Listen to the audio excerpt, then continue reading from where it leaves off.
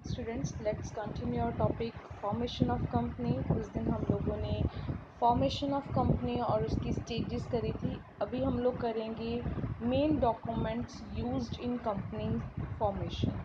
एक कंपनी को बनाना है, 4 स्टेजेस तो हमें चाहिए कि पहले हम लोगों ने कंपनी की प्रमोशन करी या प्रमोटर्स आए, देन इनकॉर्पोरेट करा, देन कमेंस करा, तो ये सब चीज़ें तो थी। पर उस कंपनी को बनाने के लिए हमें डॉक्यूमेंट्स कौन कौन से चाहिए। इम्पॉर्टेंट डॉक्यूमेंट्स, वैसे और भी डॉक्यूमेंट्स होते हैं बट इम्पॉर्टेंट डॉक्यूमेंट्स 3 हैं जो हम लोग यहाँ पे डिस्कस करेंगे। First one is MOA, then AOA, then prospectus. Prospectus तो आप लोगों ने एक नाम तो सुना होगा सब बच्चों ने कि प्रॉस्पेक्टस आपको पता है, जिसपे कंपनी या किसी स्कूल, किसी कॉलेज, किसी यूनिवर्सिटी की जो है पास्ट जो है हम कह सकते हैं कि रिकॉर्ड्स बताए होते हैं, उसकी इन्फॉर्मेशन दी होती है, उसको प्रॉस्पेक्टस कहते हैं, सिंपल सी बात। पर AOA और MOA आपके लिए न्यू कंसेप्ट है, तो डिटेल में इसको पढ़ते हैं। फर्स्ट वन इन्होंने लिखा है MOA, मोमोरेंडम ऑफ एसोसिएशन। मैंने सबसे पहले आपको पिछली वीडियो में भी बताया था MOA होता क्या है। एक ऐसा डॉक्यूमेंट है जिस पे आप लोग सारी डिटेल्स लिखते हो और जो आप लोग डॉक्यूमेंट है आउटसाइडर पार्टीज़ के लिए बनाते हो। बाहर वाले लोगों के लिए जो डॉक्यूमेंट्स बनाया जाता है, जिसके ऊपर आप अपनी कंपनी की नॉलेज, जो भी इंफॉर्मेशन मैं कहूँ कि लिखते हो, उसको MOA कहते हैं। अगर कोई ऐसा डॉक्यूमेंट है जिसके ऊपर आप इंफॉर्मेशन जो है वो लिखते हो बट वो इंटरनल ऑर्गेनाइजेशन के साथ रिलेटेड होती है, उनके लिए रूल्स होते हैं, उसको आर्टिकल ऑफ एसोसिएशन कहते हैं। ठीक है, तो यहाँ पे इन्होंने लिखा है कि memorandum of association is the constitution of the company and provide the foundation on which its structure is built. कि फाउंडेशन क्या है, किस मुद्दे के ऊपर या कौन सा ऐसा बेस है कंपनी का जिसके बेसिस के ऊपर मैं अपनी कंपनी का स्ट्रक्चर बना रहा हूँ। So it is the principal document, यानी कि इसको मेन डॉक्यूमेंट कहेंगे कंपनी का।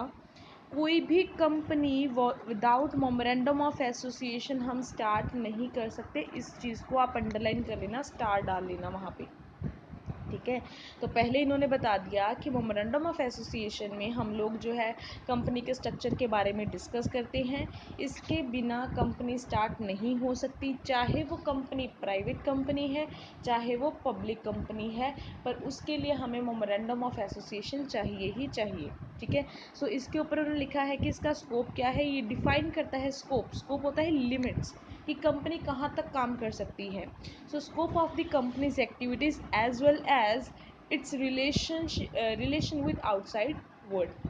कि कंपनी का काम क्या है, कंपनी कौन कौन सा काम करेगी, एक्टिविटीज़, और कंपनी का बाहर वालों के साथ क्या लेना देना है, क्या कंपनी बाहर वालों के साथ डीलिंग कर सकती है, क्या नहीं, ये चीज़ें इसके ऊपर बताई होती हैं। डोंट वरी अगर आपको ये नहीं समझ में आ रहा कि MOA में कौन कौन सी चीज़ें गिवन होती हैं। अभी इसके बाद हम लोग क्लॉजेज और इसके कंटेंट करने वाले हैं, डिटेल में हर एक चीज़ डिस्कस करेंगे। नेक्स्ट लिखा है MOA की definition, the memorandum of association of the company as originally framed और as altered from time to time in presence of any previous companies law और ऑफ दिस एक्ट। कंपनी के बारे में जो भी है कि जो भी कंपनी कैसे आप लोग जो है बनाई है आप लोगों ने, उसके रूल्स एंड रेगुलेशन है। From time to time you can alter these conditions. जो भी हम क्लॉजेस पढ़ेंगे, कहते आप लोगों जो भी वो क्लॉजेस हैं उनको टाइम टू टाइम ऑल्टर कर सकते हो, चेंज कर सकते हो। वो सारी कंडीशंस जो भी आप लोगों ने फॉलो करी हैं कंपनीज लॉ के अकॉर्डिंगली, वो सारी कंडीशंस यहाँ पे MOA में गिवन होंगी। यहाँ से हम लोग पढ़ना स्टार्ट करते हैं। मेन यहाँ पे लिखा है clauses of memorandum of association. मतलब कि जो हम बार बार बात कर रहे हैं ना कि आउटसाइड वर्ल्ड के लिए इन्फॉर्मेशन दी होएगी, वो कौन सी इन्फॉर्मेशन है, वो कौन सी क्लॉजेज हैं, हम वो चीज़ें पढ़ेंगे। फर्स्ट वन, बाहर वाले लोगों के लिए क्या जानना ज़रूरी है कि कंपनी का नाम क्या है। ठीक है, फिर हम और भी पढ़ेंगे कि और बाहर वालों के लिए क्या क्या जानना ज़रूरी है। सो जो भी हमारी हेडिंग्स हैं, जो मैं कह सकती हूँ हाइलाइट्स हैं, मैंने यहाँ पे लिखे हुए हैं, हाईलाइट करे हुए सारे वर्ड्स, तो वो देख लेना। सो कंपनी कहते हैं वो सेपरेट लीगल एंटिटी है, कोई ना कोई कंपनी का नाम होएगा ही होएगा। ये जो नाम है वो किसी और कंपनी के साथ रिजेंबल करता नहीं होना चाहिए। For example already Woodland company, Nike, Levi's, ये कंपनी हैं, एग्जिस्ट करती हैं। मैं और इस नाम पे कोई ब्रांड या कंपनी नहीं बना सकती। ठीक है, सो ये कहते हैं कि किसी के साथ मिलता जुलता भी नहीं होना चाहिए, सेम भी नहीं होना चाहिए, और कोई भी चीज़ जो भी आप वर्ड बना रहे हो या जो भी कंपनी का नाम रख रहे हो, वो उनमें ये वाले वर्ड्स नहीं होने चाहिए, किंग, क्वीन, एम्परर, ताकि लोगों को ये हम लोग चकमा नहीं देना चाहते हैं, उनको कंफ्यूज नहीं करना चाहते कि हमारी गवर्नमेंट बॉडी है। ठीक है, या इस तरीके से मैं अपना नाम इन बड़े बड़े नामों के ऊपर नहीं रख सकती, जैसे इन्होंने लिखा है WHO, वर्ल्ड बैंक, ये नहीं रख सकती। ये ऑलरेडी इस्टेब्लिश्ड नेम है, गवर्नमेंट के साथ रिलेटेड है। कल को अगर मैं कोई ऐसा नाम रखती हूँ तो मेरी कंपनी के ऊपर केस हो सकता है। पहली बात तो ये है कि कंपनी रजिस्टर्ड ही नहीं होएगी उस नाम के साथ। ठीक है, सो ये चीज़ आ जाती है। आगे इन्होंने लिखा है नेम जो है वो उसके ऊपर मतलब किसी भी तरह की ऑब्जेक्शन ना लगे। जैसे हम कहते हैं ना कि मैं हमेशा बताती हूँ कि जो जैगुआर कार है, मैंने जैगुआर का नाम क्यों रखा है जैगुआर, बिकॉज़ वहाँ पे उसके ऊपर जो जैगुआर लगा होता है ना, वो स्पीड के लिए है। ठीक है, प्यूमा जो है शू, वो स्पीड के लिए है। मतलब जो चीज़ जैसी मैंने बनाई है उसका लोगो भी वैसा ही दिया जाता है, उसका नाम वैसा ही रखा जाता है, ताकि ताकि वो उसको रिफ्लेक्ट करे, ताकि पता चल जाए। अब फेयर एंड लवली पता चल रहा है ना कि वो फेस क्रीम ही होएगी कोई ना कोई। ठीक है, फेयरनेस के लिए, मतलब उसके नाम से ही उस प्रोडक्ट के बारे में हमें पता चल रहा है। इसी तरीके से कहते हैं कोई चीज़, कोई नाम आपने ऐसा नहीं रखना जिसके ऊपर ऑब्जेक्शन लग जाए, कोई इलीगल नेम। ठीक है, कोई अब्यूसिव वर्ड आप लोग जो है नाम सिलेक्ट करते टाइम नहीं यूज़ कर सकते। Then the word limited, sorry word बोल दिया मैंने, द वर्ड लिमिटेड। आपको सबको पता है कि ये चीज़ हमने पहले कंसेप्ट क्लैरिटी करी थी कि अगर आपकी प्राइवेट कंपनी है देन आप लोग वर्ड यूज़ करोगे प्राइवेट लिमिटेड, बट अगर आपकी सिर्फ पब्लिक कंपनी है, ठीक है, फिर आप लोग सिर्फ लिमिटेड वर्ड यूज़ करोगे। तो इन चीज़ों को अंडरलाइन कर लेना। हम नाम के बारे में बात कर रहे हैं, हम सिर्फ एक ही क्लॉज पढ़ रहे हैं अभी, कौन सी, नेम क्लॉज। तो पहले हमने पढ़ा कि नेम जो है वो रजिस्टर्ड होना चाहिए, वो रिजेंबल करता नहीं होना चाहिए, वो ऑब्जेक्शनेबल नहीं होना चाहिए। अगर पब्लिक कंपनी है तो लिमिटेड वर्ड लगेगा पीछे, अगर प्राइवेट कंपनी है देन प्राइवेट लिमिटेड वर्ड लगेगा, ओनली देन आप कंपनी को रजिस्टर करा सकते हो। Last one, the name of the company must be painted outside every place where business of the company is carried on। आपने देखा ही होगा अगर कहीं पे भी कंपनी है तो उनके नाम जो होर्डिंग्स हैं, बोर्ड हैं, बड़े बड़े लगे होते हैं, हमें पता चल जाता है कि ये कंपनी यहाँ पे है, उसका नाम विजिबल है। ठीक है, सो उन्होंने लिखा है कि जो भी आप अपनी कंपनी का नाम रख रहे हो उसको आप लोगों ने पब्लिश या पेंट ज़रूर करना है आउटसाइड एवरी बिजनेस यूनिट। यहाँ तक क्लियर हो गया। हमने कौन सा भी क्लॉज करा, name clause. Now second clause is the registered office clause. जब मैंने लोगों को अपना डॉक्यूमेंट MOA दिखाया, पहले तो मैंने वहाँ पे ये बताया लोगों को कि ये मेरी कंपनी का नाम है, और क्या बताना ज़रूरी था, कंपनी का रजिस्टर्ड ऑफिस कहाँ पे है। एग्जाम्पल आपको बताती हूँ, PNB बैंक, SBI बैंक, ठीक है, और कितने सारे बैंक हैं हमारे हम बोलें कि पंजाब में। पर इन सारे बैंक्स को रेगुलेट कौन करता है, इनका हेड ऑफिस कौन सा है, RBI, सेंट्रल बैंक। ठीक है, सो ये इन्होंने लिखा है कि कंपनी कहीं पे भी है, इसका रजिस्टर्ड ऑफिस, हेड ऑफिस कहाँ पे है वो भी ज़रूर लिखना है MOA में। लोगों को पता होना चाहिए कि मेरी कंपनी कहाँ की है, कहाँ पे ये काम कर रही है। तो ये चीज़ें हम लोगों ने लोगों को बतानी, ये चीज़ें ज़रूरी हैं। ठीक है, every company should have registered office, ठीक है, जिसको हेड ऑफिस कहते हैं। The address of which should be communicated to the registrar of company. मैंने आपको बोला था कि कॉलेज में आप एडमिशन कराते हो तो एप्लीकेशंस या जो भी आपके फॉर्म्स हैं किसको सबमिट कराते हो, प्रिंसिपल को, या मैं ऑफिस में कॉलेज में कराते हो ना तो प्रिंसिपल को या हम कहेंगे। इसी तरीके से जो भी काम कंपनीज़ का होएगा, चाहे फ़ाइन देना है, फ़ीस देनी है, कुछ भी देना है, वो किसको देना है, ROC को, registrar of company. File application भी देनी है तो इनको देनी है, ठीक है, लेटर देना है तो इनको देना है, यहाँ पे आ गया। ठीक है, सो अब इन्होंने लिखा है कि अगर आप फॉर्मेशन करा रहे हो तो वो भी सारे डॉक्यूमेंट्स रजिस्ट्रार को देने हैं, और एड्रेस भी किसको बताना पड़ेगा, रजिस्ट्रार को। ठीक है, नेक्स्ट कहते हैं ये क्यों लिखना है, आगे इन्होंने रीज़न बताया है, ठीक है, कि क्यों आपको रजिस्ट्रार जो है या आपका रजिस्टर्ड ऑफिस बताना ज़रूरी है। This helps the registrar to have correspondence with the company.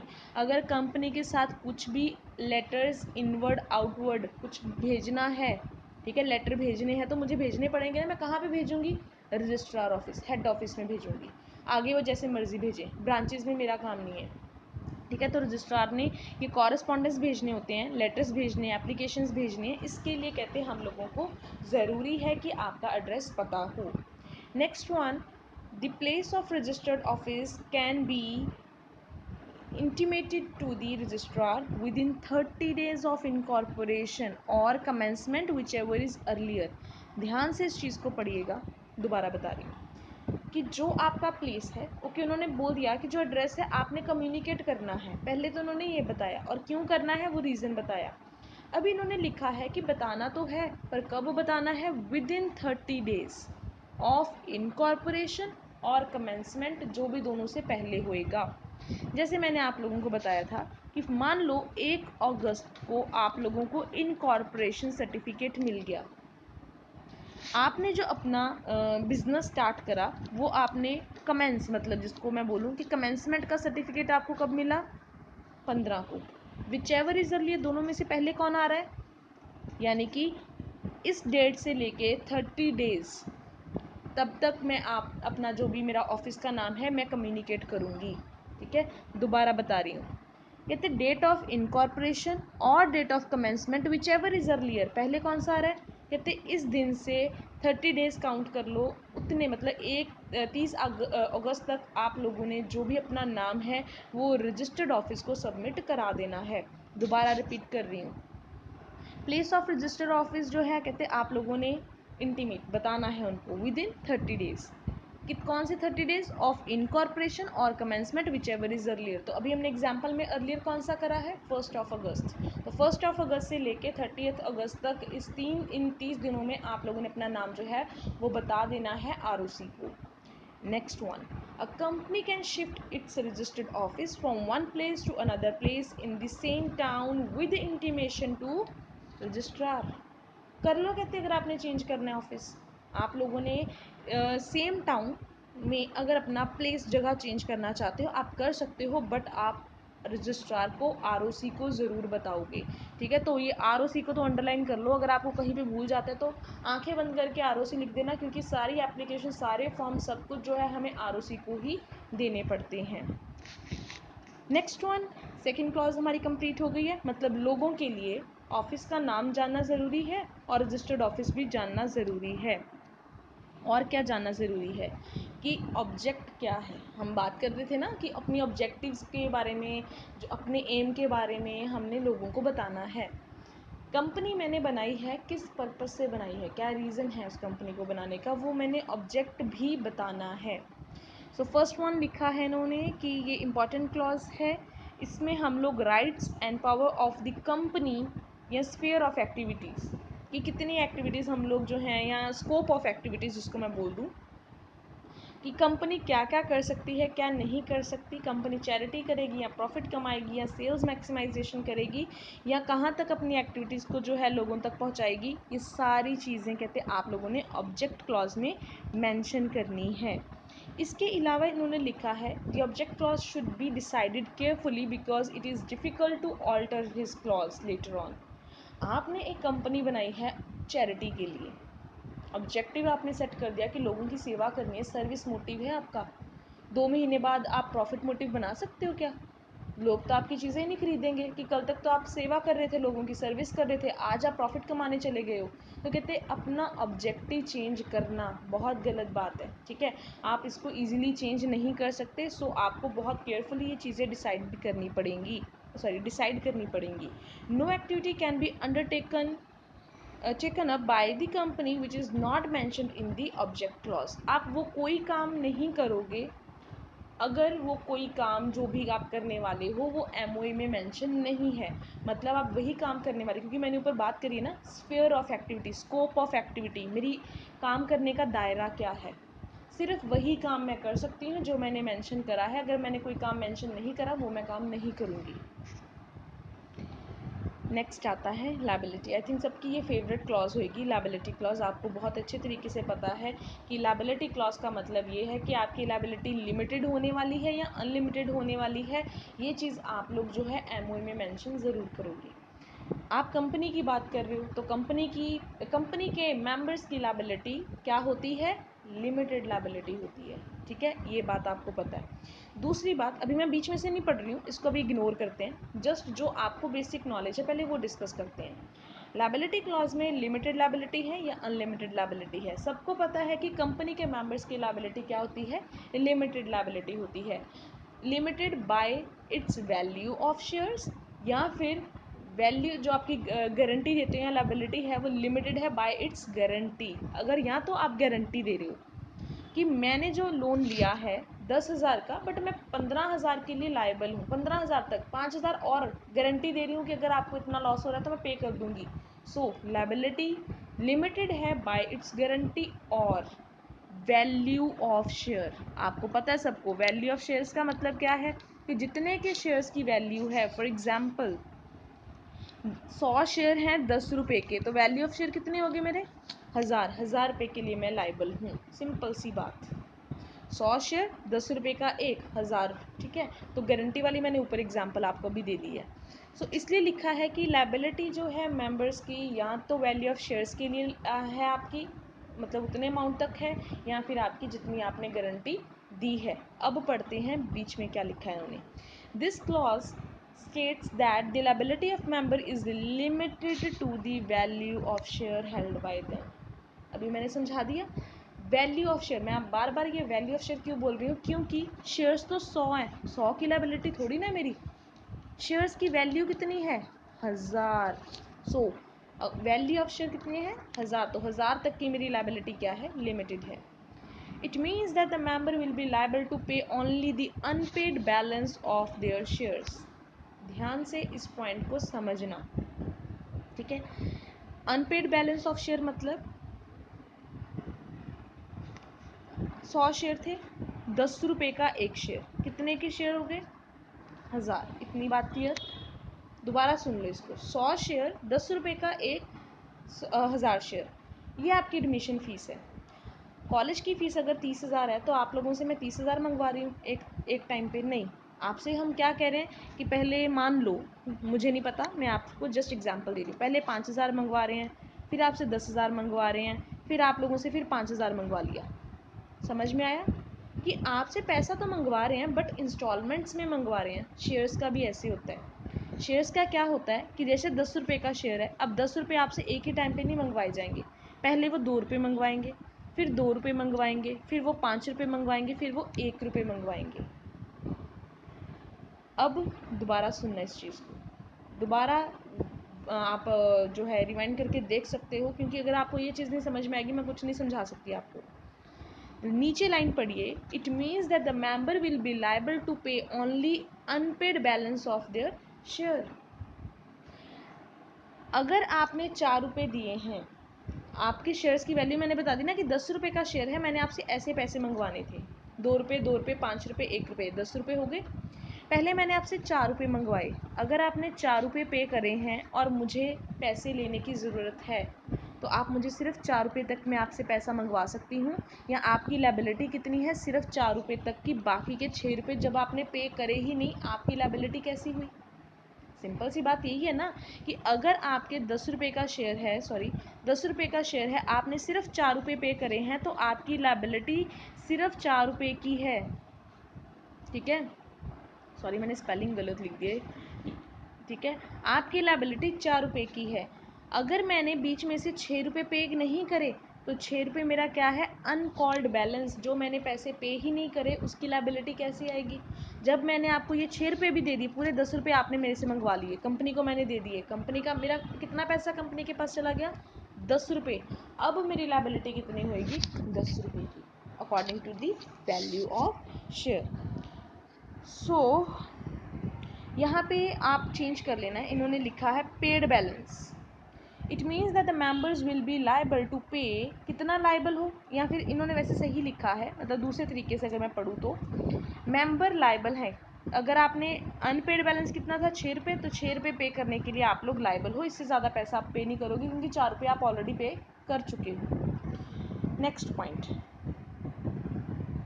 Liability of members may be limited by guarantee. आगे दोनों पॉइंट आई होप आप लोग इसका डायग्राम प्रॉपरली बना सकते हो। It also states that the amount which every member will undertake to contribute to the asset of the company even in the event of its winding up. Winding up होता है company जब बंद होती है। सो इन्होंने ये लिखा है कि कंपनी अगर बंद होएगी तो आप अपनी एसेट्स में, आप कंपनी में कितना पैसा कंट्रीब्यूट करोगे, जितनी आपने कंपनी में क्या दी है, गारंटी दी है। ठीक है, सो ये आपका लायबिलिटी क्लॉज कंप्लीट हो गया, जिसमें हमने दो ही चीज़ें एक्सप्लेन करी हैं, एक है value of share, second one है लिमिटेड बाय गारंटी। नेक्स्ट आता है आपका कैपिटल क्लॉज। लोगों के लिए ये जानना ज़रूरी था, बाहर वाले लोगों के लिए, आपका नाम, आपका रजिस्टर्ड ऑफिस, आपकी लायबिलिटी लिमिटेड है या अनलिमिटेड है, क्योंकि अकॉर्डिंगली वो आपको उधार देंगे ना। अब लोगों के लिए ये भी जानना ज़रूरी है कि आपकी कंपनी में कितना पैसा लगा हुआ है। कैपिटल क्लॉज क्या है? This clause states that the total capital of proposed company कितनी है। प्रपोज्ड कंपनी क्या है? आई होप सबको पता होगा, जो कंपनी मैं स्टार्ट करने वाली हूँ। So total capital, total company का पैसा कितना है, ये आपने बताना है। Division of capital into equity shares and preference shares should also be mentioned. ये आपके लिए थोड़ा सा न्यू कंसेप्ट है, तो ध्यान से सुनना। शेयर्स दो टाइप के होते हैं, एक है इक्विटी शेयर्स, एक है प्रेफरेंस शेयर। इसके ऊपर मैं जल्दी ही एक वीडियो बना दूंगी कि इक्विटी शेयर्स क्या होते हैं, प्रेफरेंस शेयर्स क्या होते हैं। बस आप अभी के लिए यही समझ लो कि शेयर्स की ये कैटेगरी है, इक्विटी और प्रेफरेंस शेयर्स। ठीक है, इक्विटी जो होते हैं आपको पता है ये ऑनर्स हैं, शेयर होल्डर, और प्रेफरेंस शेयर होल्डर ये ऑनर नहीं होते। बस इतना सा पढ़ लो, बाकी हम लोग प्रॉपर एक वीडियो बनाएंगे, उसमें प्रॉपर डिफरेंस करेंगे दोनों का, फिर आप लोगों को विद एग्जांपल मैं समझा दूंगी ये चीज़। तो इन्होंने ये लिखा है कि कैपिटल कितनी है ये तो बताओगे, जो लोगों से पैसा लेना है, शेयर्स पैसा लेना है कंपनी से, या लोगों से पैसा लेना है कंपनी ने, उनमें से कितने इक्विटी शेयर होल्डर हैं, कितने प्रेफरेंस शेयर होल्डर हैं, ये भी आपने मेंशन करना है। Number of shares in each category and the value should be given. अभी मैं बता ही देती हूँ थोड़ा सा कि जैसे उन्होंने लिखा है इक्विटी शेयर्स हैं, देन आपके आते हैं प्रेफरेंस शेयर्स। 100 शेयर थे, 100 में से 60 इक्विटी हैं, 40 प्रेफरेंस हैं। कहते ये भी चीज़ आपने बतानी है। नीचे लाइन पढ़िए, the number of shares in each category and the value should be given. Value 100 रुपये का शेयर है या 10 रुपये का शेयर है, ये भी आपने साथ में बताना है। चलो ये भी आप लोगों का हो गया। कहते हैं कि अगर आप लोग इसको चेंज करना चाहते हो विद स्पेशल रेजोल्यूशन, मतलब डिसीजन, जो एक मीटिंग करा के आप लोग इसको चेंज कर सकते हो, कोई ऐसी रिस्ट्रिक्शन नहीं है। अभी नेक्स्ट आपका आता है association clause, last clause of MOA. लोगों के लिए ये भी बताना ज़रूरी है। लोगों को क्या बताना ज़रूरी है, और कि एसोसिएशन क्या है हमारी। एसोसिएशन क्या होता है? Group of person. जो पर्सन मेरी कंपनी में काम कर रहे हैं, मैंने उनकी इन्फॉर्मेशन लोगों को देनी है, ताकि कल को लोगों के साथ धोखा ना हो जाए, कोई नकली बंदा जाके उनसे साइन ना करा ले, कोई नकली बंदा जाके उनसे पैसे ना ले ले। ठीक है, तो इसलिए लोगों के लिए ये भी जानना ज़रूरी है कि कंपनी की एसोसिएशन क्या है, ग्रुप ऑफ पर्सन कौन कौन से हैं। फर्स्ट वन लिखा है कंपनी के सिग्नेटरीज का नाम मुझे एमओए में बताना है कि कौन कौन से पर्सन जो है वो साइन कर सकते हैं कंपनी के डॉक्यूमेंट्स। सेकेंडली कहते जो भी आप लोग कंपनी की ये सिग्नेचर वगैरह होने हैं, मान लो कोई 2 पर्सन है जिनके पास ये राइट है कि वो सिग्नेचर कर सकते हैं कंपनीज के डॉक्यूमेंट पे। अब इस हिसाब से तो वो कल को कंपनी अपने नाम पे कर लेंगे। ठीक है, तो कहते ऐसा नहीं है, नाम तो आप बताओगे, और जब उन्होंने साइन करना है, a memorandum of association must be signed. वो कब साइन होएगा? By at least 7 person in case of public company, 2 person in case of private company. पहले तो आप लोगों ने बता दिया, I am sorry, I think थोड़ा सा मैंने कंफ्यूज कर दिया आप लोगों को। आपने एसोसिएशन के बारे में बताना है, बिल्कुल सही है। ठीक है, आप लोगों ने सिग्नेटरीज के नाम बताने हैं जो भी साइन कर सकते हैं, ऑल डॉक्यूमेंट्स तो कर ही सकते हैं, वो तो सही है, बिल्कुल सही बोला मैंने। पर अभी के लिए उन्होंने क्या लिखा है जो कौन क्या साइन करेंगे, मेमोरेंडम ऑफ एसोसिएशन साइन करेंगे। उन पर्सनस के नाम भी मैंने मेंशन करने हैं। मेमोरेंडम ऑफ एसोसिएशन साइन हो सकता है, पर उसके लिए क्या है कंडीशन कि 7 पर्सन की एग्जिस्टेंस होएगी, ठीक है, या 7 पर्सन उसको साइन करेंगे अगर आपकी पब्लिक कंपनी है, और 2 पर्सन साइन करेंगे मेमोरेंडम ऑफ एसोसिएशन को अगर आपकी प्राइवेट कंपनी है तो। Signatures of subscribers are attested by at least one witness each. Her person का जो भी आप जितने भी आपके सिग्नेचर्स हो रहे हैं, हर एक पर्सन उनका विटनेस होएगा कि हमारे सामने ये सिग्नेचर हुए थे। कल को डिस्प्यूट राइज हो जाए, कोर्ट में अगर केस हो जाए तो आपको बताना पड़े, तो कोई ना कोई विटनेस गवाह वहाँ पे होना चाहिए कि मैंने इसकी एग्जिस्टेंस में मैंने साइन करे थे, आप इससे पूछ सकते हो। सो इसलिए उन्होंने लिखा है कि विटनेस का भी नाम बीच में आप मेंशन ज़रूर करोगे। Then full addresses and occupations of subscribers and the witness और आर ऑल्सो गिवन। जितने यहाँ पे लोगों के मैंने नाम लिए हैं या जिनकी मैंने बात करी है, इन सब के नाम और एड्रेस ज़रूर मेंशन करने हैं। कल को अगर कोई पब्लिक का पर्सन जो है कंफर्म कराना चाहता है, वो कंफर्म कर सकता है, ठीक है जी। सो ये चीज़ें आप लोग ध्यान से देख लीजिए कि आपके ये क्लॉजेज हैं, ठीक है, ये हम सारा डिस्कस करने वाले हैं, और डिस्कस कर चुके हैं। मेमोरेंडम ऑफ एसोसिएशन क्या है कि कंपनी का एक ऐसा डॉक्यूमेंट है जो लोगों के लिए जानना ज़रूरी है, ठीक है। बाहर वाले लोगों को मैं तो कंपनी में काम करी, मुझे तो पता ही है ना कंपनी का नाम क्या है। लोगों को बताना है कंपनी का नाम क्या है, लोगों को बताना है कि हमारे जो भी एसोसिएशन है उनके एड्रेस और उनके नाम क्या हैं। लोगों को बताना ज़रूरी है कि कैपिटल, हमारे इक्विटी प्रेफरेंस शेयर्स कितने हैं, हमें तो ऑटोमेटिकली पता चल ही जाएगा, हमने तो पैसा इन्वेस्ट करा हुआ है। तो लोगों को ये इन्फॉर्मेशन देनी है।